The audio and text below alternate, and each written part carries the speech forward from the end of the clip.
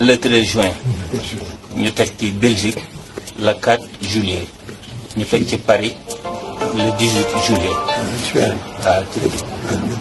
waaw waaw.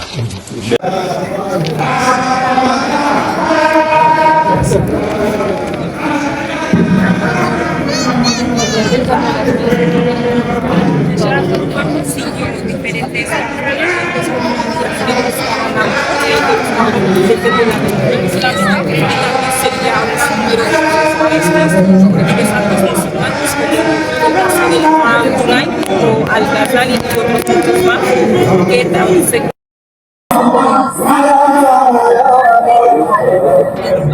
el sufismo luego se dividió en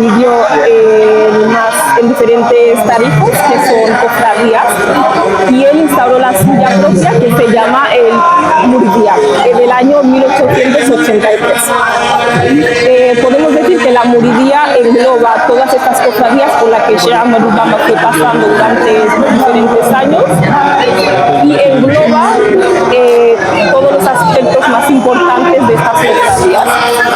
Muridía significa el camino hacia Allah, o sea, hacia Dios.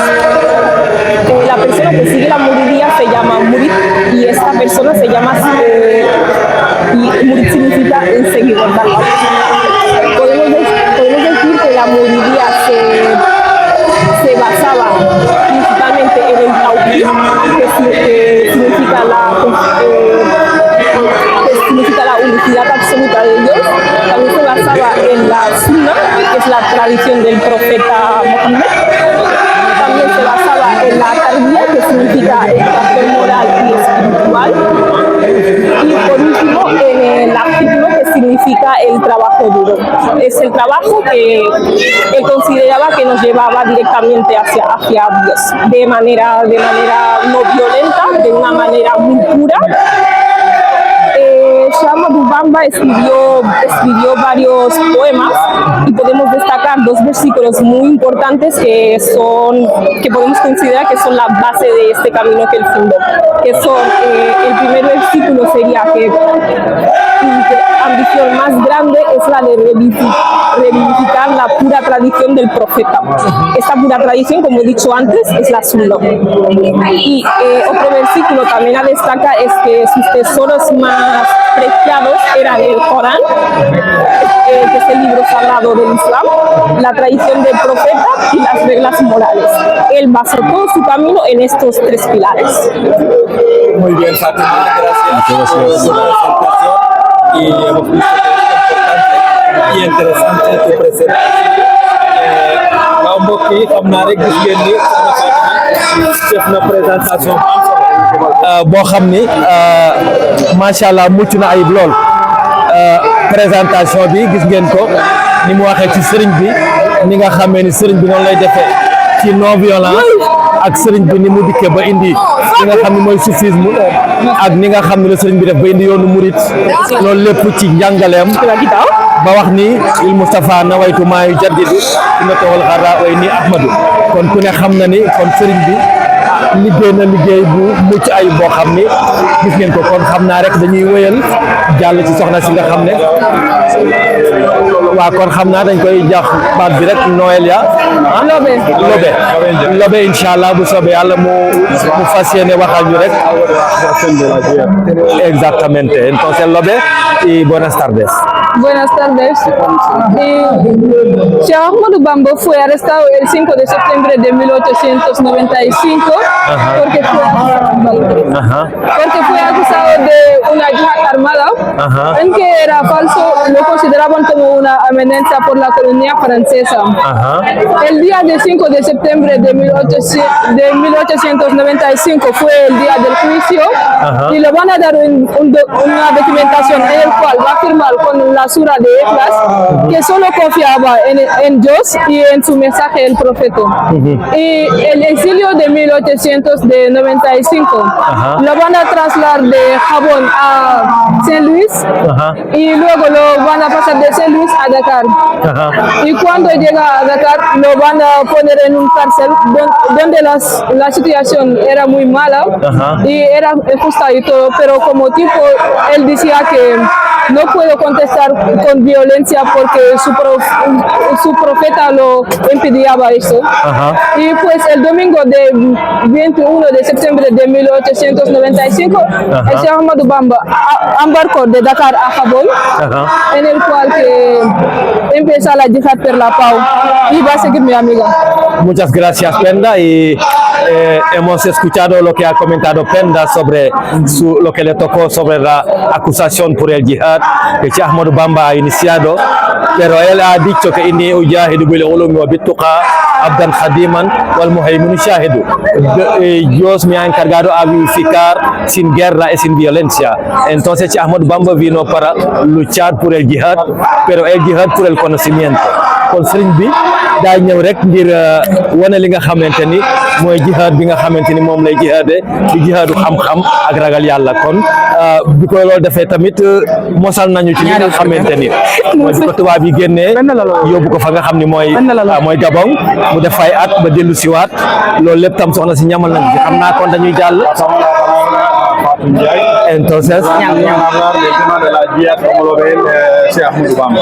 Entonces, pasamos la palabra a Astou Ndiaye para que nos comenta un poco el yihad como por la paz, como lo ha visto Sheikh Ahmadou Bamba. Sheikh Ahmadou Bamba, al ser un defensor de la paz, él siempre defendió que la yihad, que es lucha, nunca debía ser hacia las otras personas, sino hacia contra uno mismo. Entonces, él seguía la filosofía de Gandhi o Martin Luther King, que también eran defensores de la paz, y él siempre votó porque nunca lucháramos contra los demás. Entonces, por lo tanto, eso derivó la gran yihad. La gran yihad es el hecho de que no luches contra los demás, sino que luches contra ti mismo, teniendo paciencia, confiando y adorando a tu Señor, y con eso consigues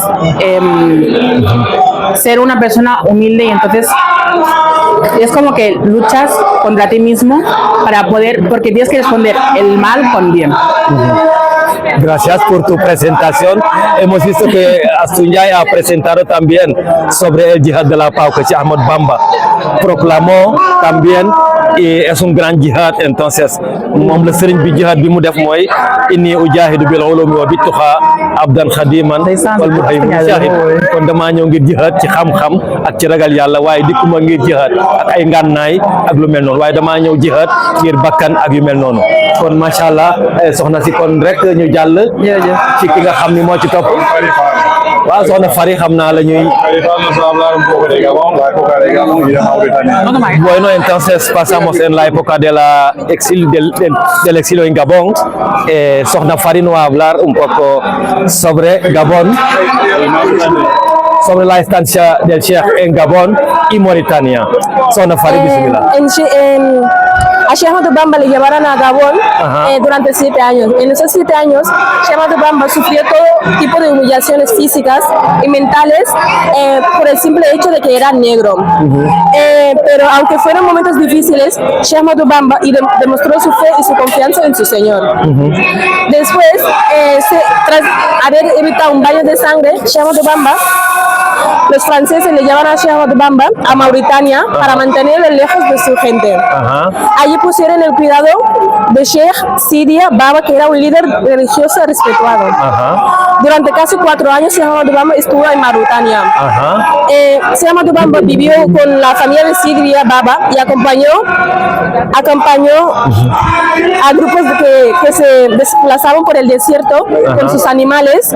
A pesar del exilio, siguió siendo una persona admirada. Muy bien, gracias Soxna Fari por la explicación de la estancia del Sheikh en Gabón.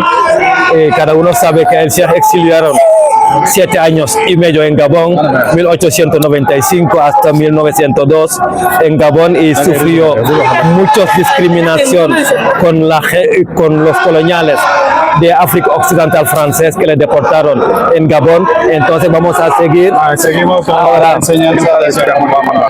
Importante, estamos entonces pasamos con el punto importante, las enseñanzas del Cheikh y con Sokhna Khady Diop que va a explicar este punto. Adelante. Durante su época, Serigne Touba enseñó a las personas a mantener la fe, el conocimiento y buscar trabajar con honestidad. A pesar de las dificultades del periodo colonial,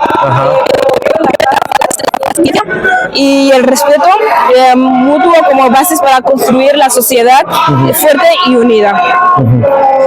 Bueno, gracias por las enseñanzas, porque Cheikh Ahmadou Bamba dividió también las enseñanzas en diferentes etapas y en algunas de sus obras que se llama Tasawwudu Suban o Tasawwudu Sighar, está diciendo ahí: Ya ayyuha shibyanu la tashtagilu anil huda wa bil ulum mistaghilu fastaghilu bil hifzi wa tilawa wa tanibu majalis as-sakhawa. Entonces el Cheikh explicó también en diversas poesías que escribió, porque él juró que va a escribir poesías para nosotros, para que podamos llegar a ser murid limpio y murid extraordinaria. Entonces estamos en este camino. Adelante. Terminamos con las dos últimas, hablando de la dignidad humana y el perdón. Perfecto. Entonces finalizamos con los dos puntos más importantes, y respeto a la dignidad humana y el perdón. Entonces estamos finalizando con un nieto de Cheikh Massamba Mbacké, que cada uno sabe que cuando el Cheikh empezó el muridismo, Cheikh Massamba empezó con él en el muridismo, y cuando el Cheikh llamó que Dios me ha encargado a vivificar bil Mustafa nawaytu ma yujaddidu sunnatahul qarra wa inni ahmadu. Kon xam naa ni rek inshallah soxna si bismillah ñu jaxal ko ak yow rek. Assalamualaikum warahmatullahi wabarakatuh. Di leen expliquer su dignidad humana. Se destaca todas las personas porque merecen respeto, independientemente de sus diferencias. Cheikh Ahmadou Bamba insiste en los valores como el perdón, la misericordia y los buenos sentimientos hacia las personas. Y sobre todo, la importancia de no responder el mal con más mal. Su mensaje principal se basa en que quien respeta a los demás será respetado, y que la paz y la tranquilidad son de los bienes más valiosos de la vida. En el siguiente tablón hablamos del perdón y la misericordia hacia los enemigos. Se explica cómo Cheikh Ahmadou Bamba puso en práctica estas enseñanzas, incluso frente a quien le hicieron daño, apoyándose en textos como el Alcorán, donde defendía el perdón, la justicia, el rechazo al odio, y para él la verdadera grandeza consiste en actuar con equidad y compasión, incluso con quienes se oponen a nosotros. Y te presentas como tu nombre y eres el nieto de Cheikh Massamba Mbacké, entonces hay que presentarte y para que te conozcamos. Me llamo Sokhna Oumy Ndaw Mbacké, doomu Maam Issa Mbacké ak Serigne Ndaw. Juddoo fii nag Espagne, yaroo fi, màggee fi, mais bañ a fàtte sama diine, bokk si. Kon kay moom mooy borom bis bi kon. Borom bis bi moo tëj bis bi kon loolu am na solo. Ñu lay jaajëfal bu baax ci taxawaay bi, am na solo lool ci liggéey bi, macha allah. Ngeen gën a góorgóorlu bu baax a baax, ndax yéen ay futur bi nga xamante ni yéen a wane sëriñ bi. te kon defe naa ni njàng mi ngeen di jàng am na solo, ndax ëllëg dinañ soxla ngeen wane Serigne Touba te ñu lii ñuy def ëllëg yéen nay toog place boobu yéen a ko war a taxawee. Kon di jaajëfal soxna sëñ Maguette bu baax, sëñ Maguette di la jaajëfal ci taxawaay bi, am na solo bu baax a baax, di jaajëfal lool sa taxawaay. chaque année nag dañuy changé.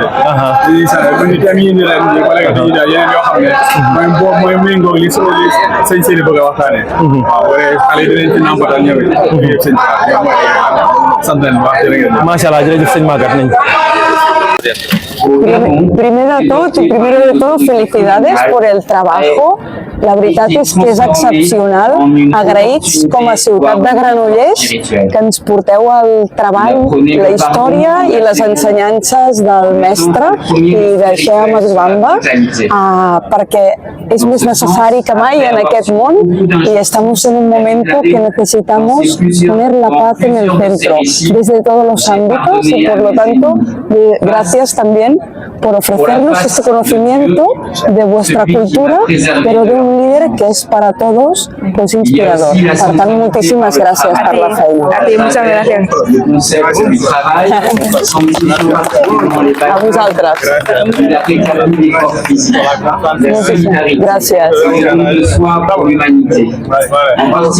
waa kon Baye Ibra xam naa comme da ngaa bëgg a tëj jotaay bi rek. li ma bëgg a wax rek mooy dama bég dama kontaan ci sunu doom yi nga xam ne benn ñu juddoo ci réew mi wala ñu indi leen fii ci bi ñu nekk xale waaye ñu jànge fi dégg làkku réew mi ba noppi ñu yar leen ci yarub islam ba tey yi ñu mën a xam ne kan mooy Sëñ Tuubaa loolu lu am solo la baraana koo xam ne Sénégal la juddoo yaroo fa màgge fa waaye buñ ko indee ci réew mi day daal di am beneen comportement ci jàpp ne dafa war a am liberté te espagnol bi ñu fekk si ma wax ne no tengas voyco el que tenga voyco siempre juega parce que xugaar ku koy def du la jëriñ dara kon tey yéen bàyyi gi ngeen bàyyi fo bàyyi ay caaxaan tënku ci islam ak njàngaleem Sëñ Tuubaa moo leen may ngeen jàng ba mën a wax tey moo xam catalan la moo xam castellano la moo xam anglais la moo xam lu mën a doon ngeen mën koo wax mën a accueillir nit koo xam ne gëmul diine ngeen mën koo xamal li nga xam ne moom la Sëñ Tuubaa doon dund muy jàmm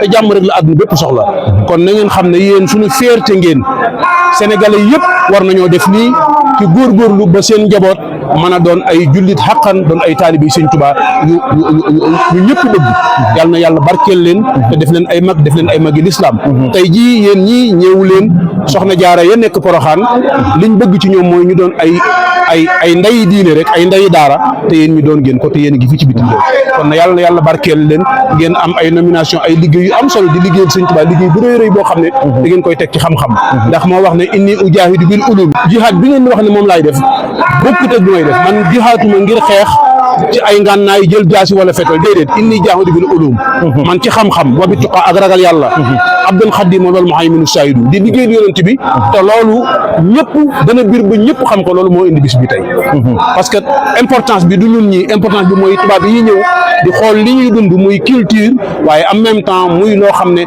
ay enseignants la yoo xam ne Sëñ Tuubaa moo ñu ko defal bëgg nañu ci yéen yàlla na yàlla barkeel leen jërë ngeen jëf. Sí, esto es importante porque ustedes sois el futuro, lo que le he dicho antes.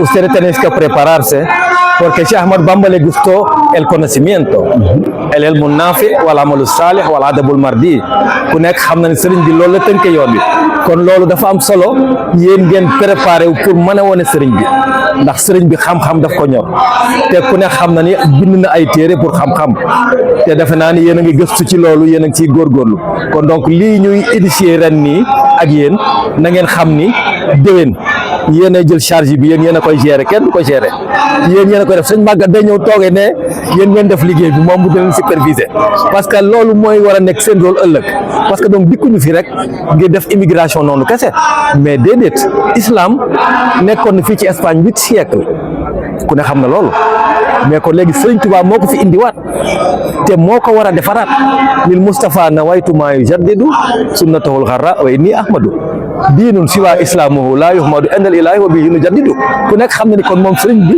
moo dikk ngir yeesalaat bi fi yonent bi bàyyi woon kon ngeen waaj te xam ni combat bi mi ngi doog a yéen yor relève bi kon lii ñu def nii day lu am solo waaw jërëjëf wax gi ñuy wax ci làkki nasaraan bi day lu am solo yéen a ngi gis palestinien bi nga xam ne ay doomam ñoo faatu ci guerre boobu amoon muy jooy di jooy ba amuk jaaxle dem ba yem ci mbindum Sëñ Tuubaa Sëñ Tuubaa di jàngale di wax ne laa tukk siri sakwa fa kun mutajallidan hatta tasunu naasu annaka munhimu bul baril sa njàmbat ci nit ñi ndax boo dee baril sa njàmbat ci nit ñi duñ xam ne yaa ngi am ay xéewal mais soo noppee jàmbatoo ñëpp dañuy njort ne saa waay amul problème moom dund woowu rek moo rek la dundam ci jooy gi mu doon jooy ak njaboot kon yéen TikTok beeg Facebook beeg Instagram beeg bu mu mën a doon bu leen xeeb 5 minutes wala 10 minutes yi ngeen di def jël seen écran téléphone làkk ci làkk bi ngeen xam jàngale Sëñ Tuubaa waaw parce que temps amut al waxtu laa yor am barki dem damay xool TikTok bi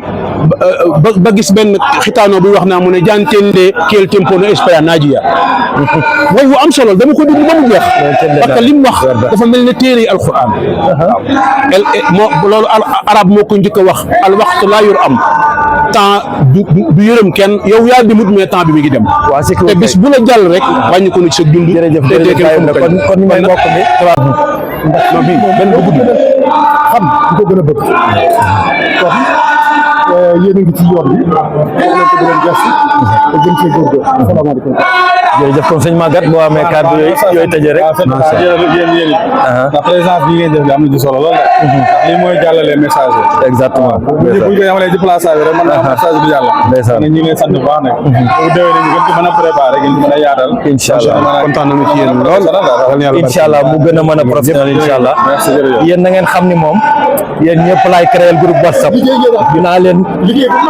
kii ngeen liggéey bu baax a baax inshallah mais félicitations franchement c'est intéressant jërëjëf am na solo trop franchement